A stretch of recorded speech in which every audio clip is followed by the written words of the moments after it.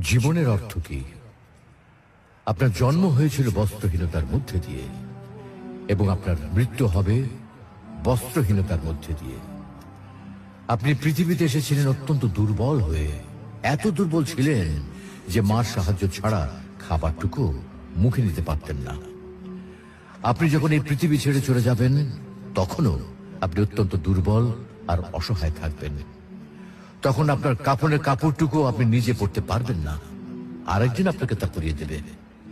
যখন আপনি এই পৃথিবীতে এসেছিলেন তখন আপনার অর্থ সম্পদ কিছুই ছিল না। যখন আপনি এই পৃথিবী ছেড়ে চলে যাবেন তখনও আপনার অর্থ সম্পদ কিছুই থাকবে না।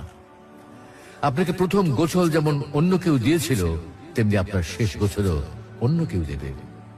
আপনি যেমন পৃথিবীতে একা এসেছিলেন, ঠিক তেমনি ভাবে আপনাকে পৃথিবী থেকে একাই চলে যেতে হবে। আপনার সঙ্গে